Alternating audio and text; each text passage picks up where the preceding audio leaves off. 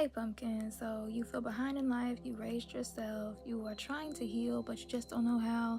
One minute you feel like you're going too slow in life, and then the next minute you feel like you're going too fast. If I'm talking to you, then let's talk. Okay, so I'm 20 years old and I feel extremely behind in life. I have people on one side telling me I need to slow down. You're only 20, slow down. But then there's another group of people who say you need to hurry up. You should be over this. You need to be healed. You need to be whole. You need to be further in life than what you are. And I am constantly at war with myself because people say just shut everybody out and you have to live for yourself. But if we were literally supposed to have families, we were made to have villages, we were made to have people, communities, safe spaces. We weren't made to be alone, we weren't made to be isolated. That is what has been normalized. People get mad at you when you don't know how to be alone. I understand that solitude is necessary for certain seasons. There is nobody that was simply made to live alone forever. Like, if I'm new to adulthood, who else would I look to besides experienced adults to have guidance through adulthood? I am such a complex person. The things that I dealt with in my childhood, they damaged me badly to the point where I was afraid to be happy, because when I'm happy, bad things happen. Happiness only lasts for a short moment. Before you know it, something traumatic is going to happen or a tragedy is going to occur. I don't know how to really relax when love is peaceful, because where is the toxic love? Where is the struggle love? I'm learning. I'm talking these things out. I'm journaling through it. I struggle with my sexuality, struggle with God, struggle with the church, and I've opened up about that before, but when you need deliverance, that's one thing. But they talk about you if you don't acknowledge that you need deliverance. You get talked about when you do need deliverance, and even after you get delivered, you get talked about because that's the girl who got delivered from so and so. She had this spirit and she dealt with that, and you keep having to overlook people, but that gets draining and it gets tiring. And when you're in a stage of life where feedback from people is really what you need, like, I can't lie, I don't know what I'm doing. I don't know what a 20-year-old is supposed to have in place. I was 16 asking my family, what should I have in place by 16? They told me just take it one day at a time. So when I turned 20 and I didn't know what I was supposed to have in place by 20, and now everybody's looking at me when things aren't in order. But I was asking you at 16, you told me I was going too fast. No, after certain traumatic events, and I saw just how quickly life can change. After losing people, I think it was after I lost my pawpaw, and I was 7 years old, and I realized I had literally just had him that Sunday morning. But a week later, Papa was gone. Okay, my father figure, my godfather, I had just saw him on a Sunday morning. He was waving to us. He was driving past and he waved to us and the sun hit his face. I kid y'all not, I was in 4th grade. And then that Tuesday, I got the news that he was gone. I also lost my last father figure in a very quick manner. I didn't have a lot of notice. So those traumatic events, I don't want to say traumatic events, but just those experiences, I looked at life through that. I realized, wait a minute, this today is today. Tomorrow could be a whole nother, So people were telling me to slow down, but I was 10 years old, worried about today. I have entries in my journal where I was 12, 13, literally trying to prepare myself. Who am I going to be by the age 20? Who am I going to be when I become an adult? I had someone speak over me that if I didn't do something on a certain day, I wouldn't see a certain age. That boxed me in and it scared me. I chose to stop living because what if they were right?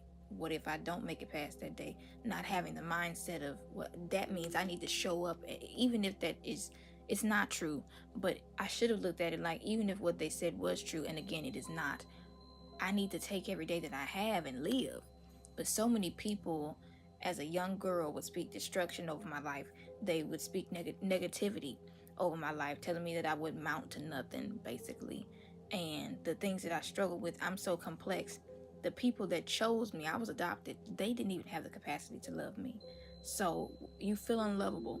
You feel like you've experienced so much already, because since I was 10 years old, I've been struggling. I feel everything. So when a family member distanced themselves and there's no communication, black folk, we don't really talk. We just smile, cheese, and folk be gossiping. You come around the Thanksgiving dinner, folks is talking about you sitting way over there. Nobody want to communicate, but you'll talk about folk under your breath. Family is very important to me. My family was my everything. I was a child. So when you take a child's everything away and she's just watching her villages breaking down, she's losing people, she has to learn what life and death is. She has to hurry up and learn how to just take each day and just hold it close, because tomorrow it's coming, baby. And if you didn't get what you needed out of today, oh well. So I'm having to learn all of these things. Everybody's changing. Everybody's switching up on me. So nothing in my life is consistent from 10 years old up until now. And then I have been asking for help. I have been speaking up about my mental health. I've been talking to people in the church. I've been talking to people about why I don't really like God. I don't want to disrespect him, but I just didn't like him. I didn't, because I didn't understand how you can call someone. I understand that he has to break you to build you, but it just felt like he was breaking me to never build me up again. And I explained the life experiences that I had, and nobody was really listening deep enough to hear what I was saying. They just thought I was some young girl who just didn't want to live for the Lord and just wanted to be rebellious, when no, I was misunderstood, which is why I go by the misunderstood maniac or misfit. But my point is, I am now in a position to where if I'm not healed and if I'm not whole, it's my fault. I get it. So I've been putting in the work for years, reaching out to the people that I had, and I wasn't insane. I wasn't trying to do the same thing, looking for a different result and all. I went to different people. I went to different people of different faiths. Like maybe you weren't Pentecostal, but you were Baptist, or maybe you weren't Church of God in Christ. You was something else, because I was raised Church of God in Christ. But and not trying to break doctrine or anything, but just trying to find somebody who might understand where I'm coming from. When it came to my mental health, different counselors, I got blamed for the abuse that I endured. I was also told that I had a seductive spirit. So when I would get abused or things would happen against my will, grown women would tell me that was my fault. So there's a child. I just turned 20 July 1st of this year, 2024. I don't know how you expected me to be a whole individual when I just got broken down so bad, and people are expecting so much out of me, yet they tell me to slow down, but don't realize in the next breath they're gonna tell me to hurry up. JL, you need to slow down. It'll come. Just live life. Just let yourself grow. JL, you should be over this. JL, you need to get over that. JL, you need to release this. JL, you need to, that's my real name. JL, you need to, why you ain't over this person? You still crying about that? Yeah, because I wasn't given the chance to feel when I was a child. My emotions and my feelings were dismissed. I was told that what I felt was stupid, childish. I was a child, so what did you expect? I just became an adult yesterday, and 20 years old, you still ain't grown. I mean, come on. Growing up in a black home, if your mother disrespects you or says something, I've had moments where all I wanted my mom to do was understand me, because I wasn't always wrong. And there's things that we talk about now that she realizes now she was in the wrong, but that pain is still there, because I would get slapped across the face, or very seldomly did I get slapped across the face. She wasn't abusive like that, but she would pop me. Or my sister, my older sister, who was also a mother figure in my life, she didn't show up as a sister, she showed up as a mom. She wouldn't hear me when I brought up my feelings, because what she did was what she did. I'm your mama, you deal with it. You got something to say, you talking back, what's up? And it's just, it makes you feel like I have no voice. I didn't have a voice in the church. Whatever the pastor says is what the pastor says. If he disrespects you, take it, because that's the pastor. No, I'm not going to raise my child like that. There were times when my mother didn't stick up for me, many times when I needed her to. And she got mad at me one day and was like, you don't love me the way I love you.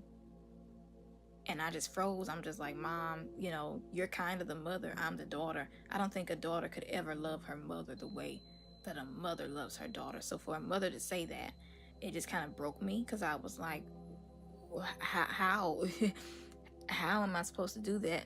Not only that, but there's been times I spoke up for you when you wouldn't speak up for me. I had to be somebody to speak up for you. I was there for my mom when she wasn't there for me in certain instances. She did what she could, yes, but when I needed you the most, you weren't there. But I'm 20 years old now, JL, get over it. You grown. You should be over that. No, this era of my life, I am allowing myself to feel. If that means going back 10 years, remembering those things and allowing myself to just sit for a day, relive it, so I can heal. Because until I face it, until I really face all those feelings, all those things I've suppressed, until I really acknowledge all those things that have been spoken over me and break them things down, I'm not healing. I'm just functioning. I'm just going on day by day. I haven't really taken out time to truly face my failures, face the feelings that I've suppressed, and face that hurt, face that pain. And if that means not being around people who just don't understand, oh well. If that means not being around family, oh well.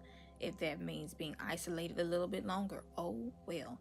I owe it to myself, because I'm not going to be 30 in this situation. I told myself when I was 16 that I didn't want to be 20 years old the way I am now, but I'm 20 years old fighting for my life, trying to heal, and I'm getting talked about or looked at wrong because I'm not healing fast enough. I don't think anybody could heal fast enough, because who are we to tell anybody else how fast they should heal? I could go through the same thing somebody else did, but we can come out two different ways because we're two different people. And I have to give them, if they're a part of my life and I'm a part of their life, I'm not finna be going off on you where you came out a little slower than me. What the world is that? It's life. We two different people, two different experiences, two different mind frames, two different thought processes. And I'm an emotional person. When I love you, okay? I've always put other people before me. I have to unlearn that. It's hard to unlearn that. It's hard to learn how to love without struggle. Like peaceful love, I've talked about that. I have to learn how to have peace. If nobody's hurting me, I have to learn that that's good. I've normalized abuse in my life because that's all I ever knew. If you weren't talking about me behind my back, are we friends?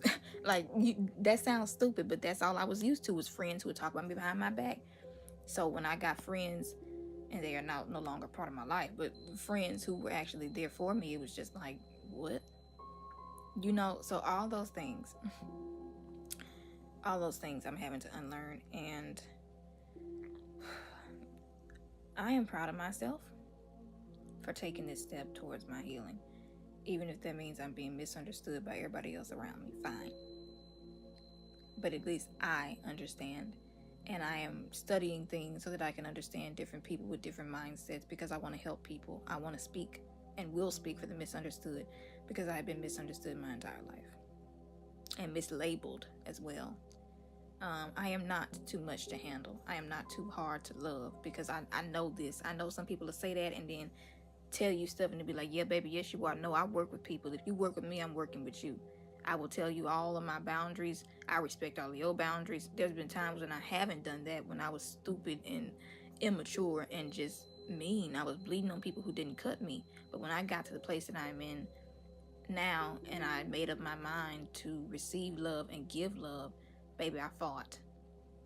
I respected more than I got respect back. So I knew that I was showing up for other people, but nobody really showed up for me when it was time. Anyway, that's where I'm at in life. I'm gonna stop beating myself up and give myself grace, because I deserve that. And I hope that I inspire someone to do the same. And I will be talking on more topics to speak for the misunderstood.